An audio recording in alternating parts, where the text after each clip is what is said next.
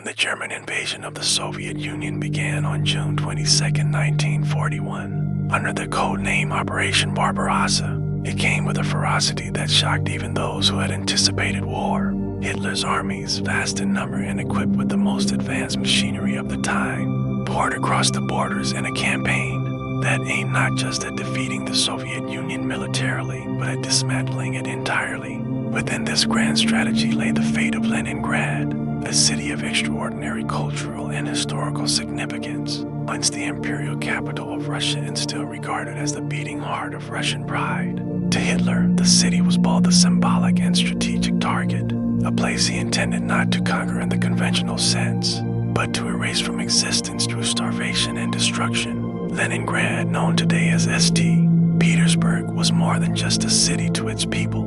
It was a masterpiece of architecture, art, and intellectual life, a place whose palaces and canals carried echoes of the Tsars, of revolution, and of Russia's turbulent journey into modernity.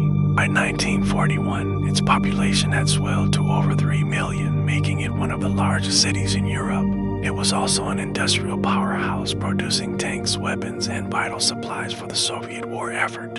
Yet, for all its grandeur and resilience, Leningrad was dangerously vulnerable. Its geographic position in the northwest, close to Finland and the Baltic Sea, placed it directly in the path of Hitler's northern offensive. And so, when the German army turned its gaze toward the city, the stage was set for one of the most harrowing sieges in human history. The German plan for Leningrad was unlike anything applied to other cities during the war. Hitler had no intention of occupying it in the traditional sense. Instead, he ordered it to be encircled, cut off from supplies, and systematically starved into submission. Documents revealed that once the city fell, its population was to be wiped out, its treasures looted, and its lands given to German settlers. It was, in essence, an extermination plan disguised as military strategy. For the residents of Leningrad, the choice was stark and horrifying: to endure the blockade with dwindling food and resources, or to surrender to an enemy who offered no mercy. Stalin, determined not to lose the city, commanded that it be defended at all costs, leaving the citizens trapped between two implacable forces. By late summer 1941, the Germans had advanced rapidly through the Soviet Union. Cities and villages crumbled in their path, and Soviet armies reeled from defeat after defeat. The northern wing of Hitler's forces, the Army Group North, pressed toward Leningrad with the support of Finnish troops to the north. The Soviet High Command, caught unprepared, scrambled to organize defenses, mobilizing soldiers, workers, and civilians alike. Trenches were dug, barricades erected, and even school children were given tasks to help fortify the city. In those early days of fear and uncertainty, a strange mixture of panic and resolve swept through the population. Everyone knew that the Germans were coming, and yet few could imagine the scale of the ordeal that lay ahead. On September 8, 1941, the German forces completed their encirclement of Leningrad. The last rail line into the city was severed, and with it went the final lifeline of regular supplies. The blockade had begun. Artillery bombardment started almost immediately, raining shells onto neighborhoods, factories, and hospitals. The air raids followed, bringing devastation from above. Fire swept through districts, and families huddled in basements and cellars, clutching one another in terror. Yet the most insidious weapon was not the bombs or shells, but the gradual choking off of food, fuel, and medicine. In the months to come, hunger would become the city's greatest enemy, reducing even the proudest citizens to desperate scavengers. The mood within Leningrad shifted rapidly as the blockade tightened. First, there was determination, the belief that the Red Army would break through quickly, that the city's ordeal would be temporary. Factories continued to operate, turning out weapons despite the constant bombardments. Artists and musicians still performed, clinging to culture as a way of preserving their humanity. As autumn deepened and the first snows fell, the reality of the siege began to set in. Bread rations were cut drastically, and long lines formed outside bakeries where exhausted citizens waited in the freezing air for their daily portion of dark, heavy loaves that grew smaller by the week. Rumors spread that the rations contained sawdust or other fillers, and though these were partly true, the hunger was too overwhelming for people to question much. The winter of 1941-42 was among the coldest on record, and it struck Leningrad with merciless force. Temperatures plunged well below freezing, and fuel was almost non-existent. Families tore apart furniture to feed their stoves, burned books, and dismantled wooden fences in the desperate attempt to keep warm. Water pipes froze and people resorted to breaking ice from the Neva River, hauling it in buckets through snow-covered streets to melt in their tiny, freezing apartments. Starvation began to claim lives in staggering numbers.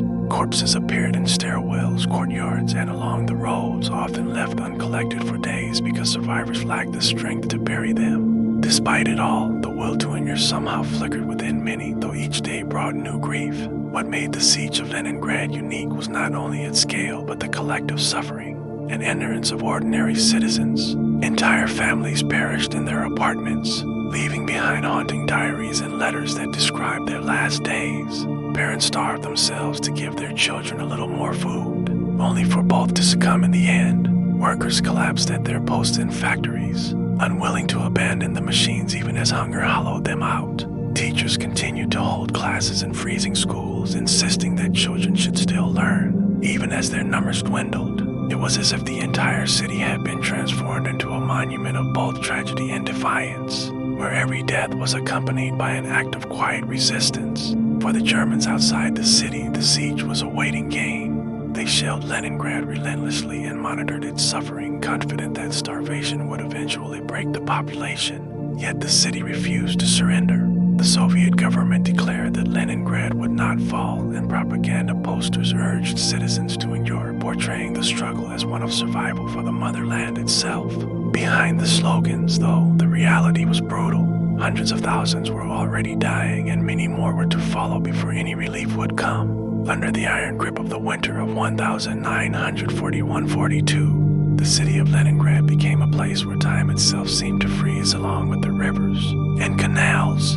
The siege, now stretching into its most brutal months, had stripped the city bare of warm food and comfort. Rations had dwindled to mere crumbs. The bread, the staple of life, reduced to a small dark slice weighing less than 200 grams a day, often bulked with sawdust or cellulose. Families huddled together in apartments where windows were covered with frost from the inside, their breath hanging like smoke in the air, while empty stoves offered no relief.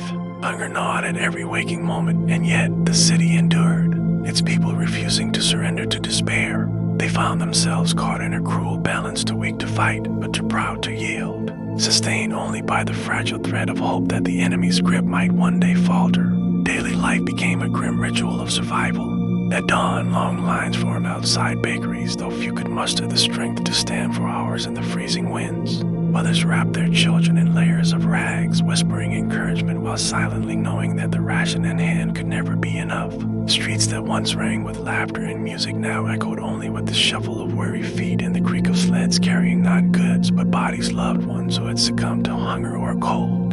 Yet within this suffocating silence, there were moments that revealed the depths of human resilience. Neighbors pooled what little they had, families carved one slice of bread into three, and strangers reached out to keep others alive a day longer. The siege was not only a battle of armies, but of spirits, and Leningrad's people fought it in every breath. Corpses began to appear more often on the snow, first in hidden corners, then openly in the streets.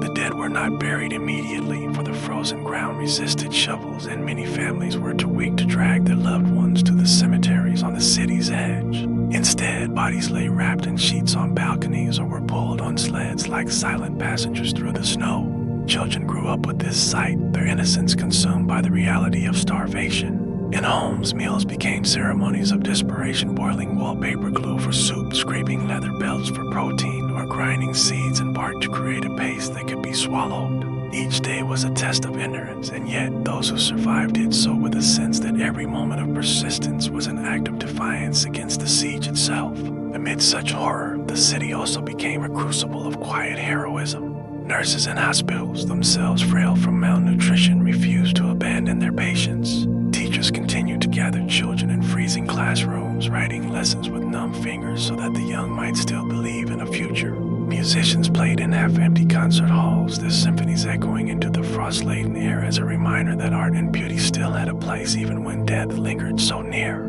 The most famous of these moments would later be the performance of Shostakovich's Seventh Symphony, the Leningrad Symphony, but even before that, the smaller acts of culture songs sung in shelters, poems whispered in the dark offered a fragile lifeline. They reminded the people that though their bodies might be starved, their souls remained unconquered. The hunger was relentless, and its toll extended beyond the body into the mind. Many began to hallucinate, their thoughts consumed by food, dreams filled with feasts, visions of bread so vivid they could almost taste it. Starvation stripped away strength, but it also stripped away inhibitions, and reports emerged of cannibalism within the city, though spoken of only in whispers. Authorities sought to suppress these stories, fearing the moral collapse it represented, but in truth, they were unavoidable in a city where survival had become an impossible choice. Despite this, most citizens resisted, clinging fiercely to dignity and humanity even when circumstances seemed determined to take them away. It was here, perhaps, that the greatest heroism lay not in the extraordinary, but in the countless ordinary refusals to let suffering corrupt the core of who they were. And yet, even in this dark season, threads of life still persisted. Weddings took place in bombed-out buildings, couples vowing love amid the rubble. Babies were born in the silence of shelters, their cries fragile testaments that the city had not yet been defeated. Soldiers at the front lines wrote letters to their families inside, words of encouragement that arrived weeks late but still carried warmth. These moments of life against all odds seemed almost surreal, like flickers of light in endless darkness. For the people of Leningrad, survival was no longer simply a matter of staying alive. It was about preserving the idea of a future worth living for, even when surrounded by death. The breaking point of this hunger winter seemed near, yet Leningrad still held. The German siege tightened, but relief glimmers appeared across the frozen expanse of Lake Ladoga. The so-called Road of Life, a tenuous supply route across the lake's ice, became the city's artery of survival. Trucks laden with flour, fuel, and medicine crawled across the dangerous surface, braving bombs, artillery, and the constant threat of cracking ice beneath their wheels. At night, drivers guided themselves by faint headlights wrapped in rags, while anti-aircraft guns tried to hold back enemy planes. For those inside the city, the arrival of even a trickle of supplies meant another chance, another breath. The Road of Life was dangerous, but it was also sacred, for every convoy that reached the city meant the difference between death and endurance. The hunger winter passed not because conditions improved, but because the people refused to vanish. When spring finally thawed the snow, it revealed the scars of survival, streets littered with debris, homes reduced to ashes, and mass graves where countless citizens rested. Yet, with the thaw came planting. Gardens sprouted in courtyards, potatoes hidden in every available patch of soil, as if the city itself sought to restore life to its barren bones. Leningrad had endured its lowest point, and though the siege would continue, something within the people had been stilled. They had faced hunger, death, and despair, and still remained. For the German forces who had hoped to starve them into submission, this persistence was a victory far beyond the battlefield. The winter of 1942-43 bore down on Leningrad with a cruelty that seemed almost designed to break the human spirit. Yet it was also the period when the first fragile signs of relief began to appear. The city was still sealed tightly by German forces, and starvation continued to stalk its streets with pitiless regularity. Families had been reduced to desperate measures, boiling wallpaper glue for starch, grinding sawdust into flour, or cooking thin soups made of weeds and bark. Yet even amidst this desolation, the Road of Life across frozen Lake Ladoga remained the city's lifeline. Convoys of trucks, often little more than patched-together vehicles creaking under the weight of supplies, braved enemy shells and ice fissures to bring in bread, flour, and ammunition. The route was perilous. Some trucks plunged through the ice into the black waters below, taking their cargo and drivers with them. But each successful crossing represented a small defiance of the siege. Whisper of survival against the odds. Citizens clung to these deliveries, lining up in endless queues that stretched for blocks, waiting hours in the snow for a ration so small it barely sustained life. By early 1943, Soviet forces outside the city began a series of desperate offensives aimed at breaking the German encirclement. The most significant of these was Operation Iskra, Operation Spark, launched in January. For days, the thunder of artillery echoed across the frozen landscape as Red Army units hammered German positions. Slowly, painfully, they inched forward. When the two Soviet fronts finally met near the southern shores of Lake Ladoga, a narrow land corridor was opened. It was only a few kilometers wide, battered constantly by German fire, but it was enough to lay down a railway and pipeline that carried food and supplies directly into the city. The siege was not yet broken. The news had loosened slightly.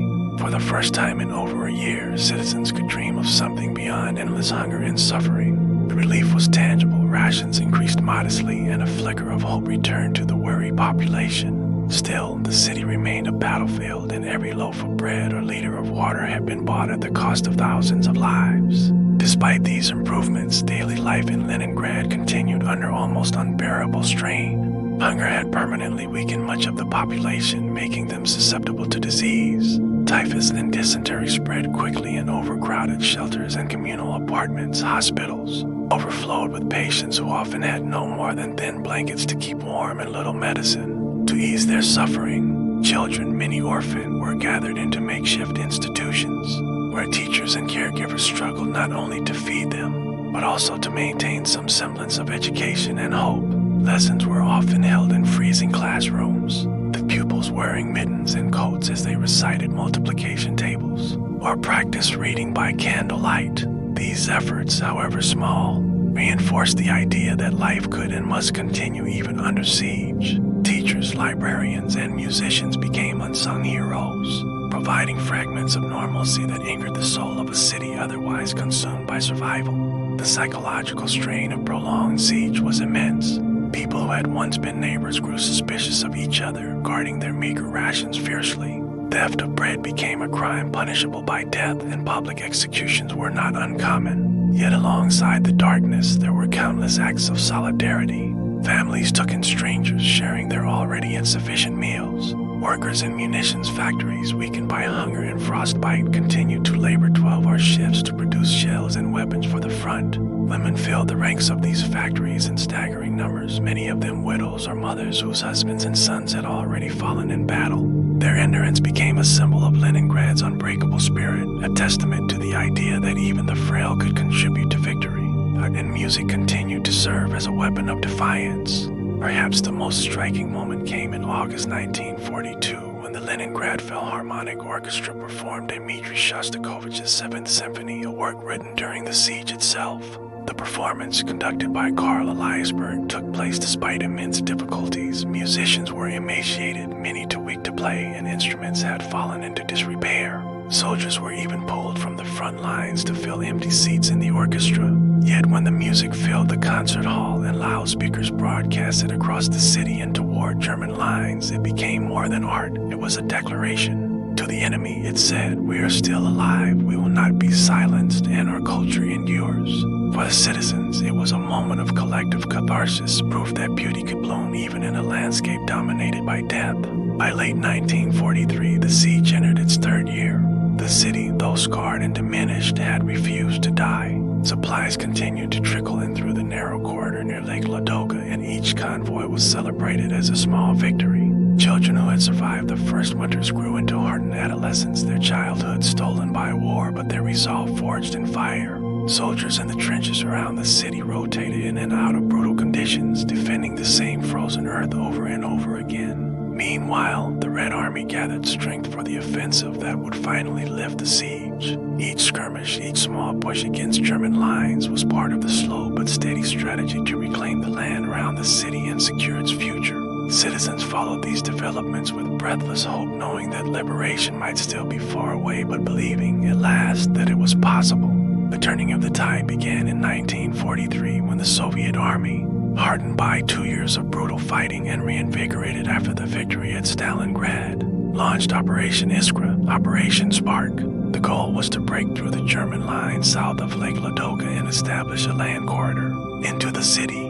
On January 12, 1943, artillery thundered across the frozen front, shaking the earth with the force of thousands of guns. Soviet divisions pushed forward under the howling wind of winter, their bodies clad in white camouflage, while German soldiers fought desperately from fortified trenches and bunkers. For days the fighting raged in forests and frozen swamps, men stumbling through knee-deep snow under relentless machine gun fire. The Red Army paid dearly in blood, but by January 18th, Soviet forces managed to link up across the German defenses. A fragile land corridor, barely 8 miles wide, was opened, allowing trucks to begin bringing supplies directly into Leningrad.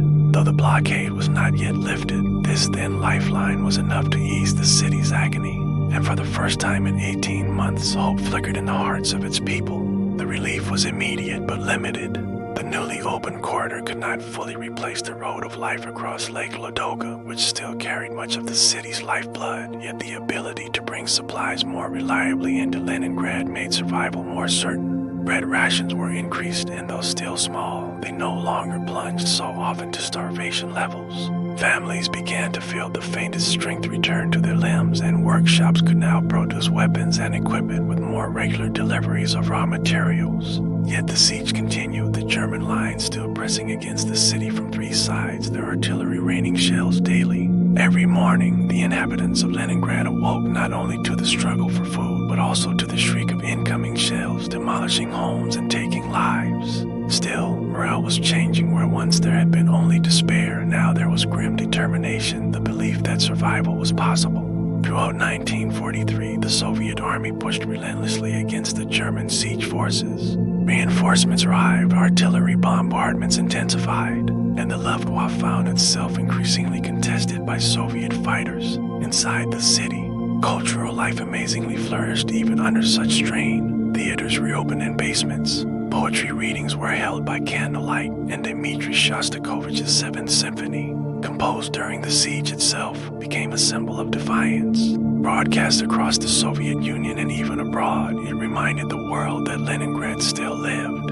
The people clung to such symbols, for art gave them a sense of purpose and humanity amidst devastation. But the cost of the ongoing blockade remained immense. By the end of 1943, more than 500,000 civilians had already perished within the city, most of hunger and cold, while countless soldiers lay buried in the frozen soil outside the walls. Each grave was another reminder of the staggering toll being paid for survival. The decisive moment came in January 1944, when the Soviet High Command launched the Leningrad-Novgorod offensive. By now, the Red Army had grown stronger, and the Germans were weakened after catastrophic defeats on the Eastern Front. On January 14, 1944, thousands of Soviet guns opened fire in a colossal bombardment that lit the horizon like a storm. Infantry surged forward, tanks ground through snow and ice, and Soviet air squadrons bombed German positions mercilessly. The German army group north, though still formidable, could not withstand the ferocity of the Soviet assault. Village after village fell, trenches were overrun, and within weeks the Germans were forced into retreat. On January 27, 1944, after 872 days of siege, the blockade of Leningrad was finally lifted. The city, though scarred and emaciated, had endured, and church bells rang out as fireworks lit the night sky in celebration of a victory. Soaked in blood and sacrifice, the aftermath revealed the staggering cost of survival. More than 1 million civilians were dead, their bodies often buried hastily in mass graves during the bitter winters of the blockade. Entire families have been wiped out, neighborhoods reduced to rubble, and cultural treasures destroyed. Yet those who lived carried scars not only on their bodies, but also in their memories. For decades, survivors would recall the winter of 1941-42 as the darkest period, when starvation reduced human beings to shadows of themselves, when death was so common it was part of the street landscape, when survival often meant a moral struggle as much as a physical one. The Soviet government, while quick to celebrate the resilience of the people and the heroism of the Red Army, often silenced discussions of the suffering, preferring to emphasize victory rather than vulnerability. But in kitchens, in quiet memorials, and in whispered stories, the true horror of the blockade was passed down through generations. In the years that followed, Leningrad was rebuilt. Streets were cleared, factories reopened, and the city's cultural heartbeat returned stronger than ever. Memorials were raised to the dead, including the haunting Peshkryovskoye Cemetery, where 500,000 siege victims lie beneath long mounds of earth marked with solemn monuments. Visitors stand in silence there, remembering the hunger, the courage, and the pain. For those who survived, rebuilding was not only about restoring walls and roads, but about reclaiming dignity. They had lived through something almost unimaginable, and though scarred, they stood as a testament to endurance. The Siege of Leningrad became one of the defining tragedies of the Second World War, a story not just of suffering, but of the unbreakable will of a people who refused to surrender. And in the echoes of their whispered memories, the world is reminded that even in its darkest moments, humanity's spirit can endure beyond all measure.